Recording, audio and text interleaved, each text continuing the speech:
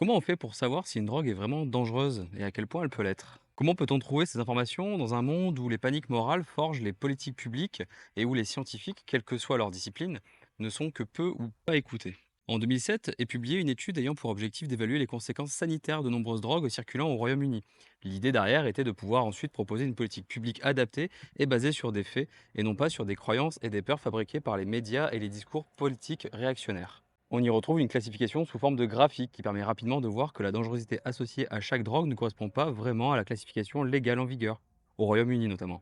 On y voit par exemple que le LSD est dans la classe jugée la plus dangereuse, mais l'étude la place plutôt bas sur l'échelle de dangerosité établie, tandis que l'alcool est sans classe, donc pleinement autorisé et se trouve plutôt dans le haut du panier.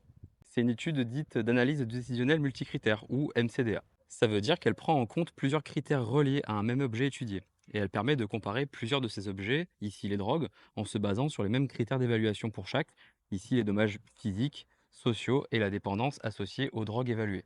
Tous ces critères peuvent être découpés en sous-critères pour toujours plus de finesse dans l'analyse. Pour cette étude, un panel d'experts du sujet se regroupe pour noter chaque critère et on arrive donc à une évaluation à la fois précise de chaque drogue et des dégâts associés, mais aussi à une évaluation globale de la dangerosité des drogues puisqu'on les regroupe dans un même graphique pour les comparer et les classer grâce à un score global de chacune. Cette étude et celles qui ont suivi partout dans le monde, y compris en France, permettent de croiser les données scientifiques et les avis d'experts de terrain et de la recherche, ce qui permet une objectivation, à mon avis, plutôt bonne.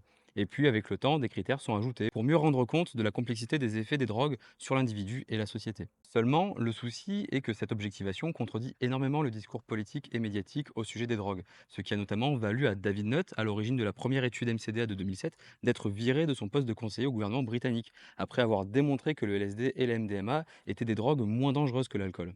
On voit donc là que la science ne suffit pas pour changer la société et l'améliorer.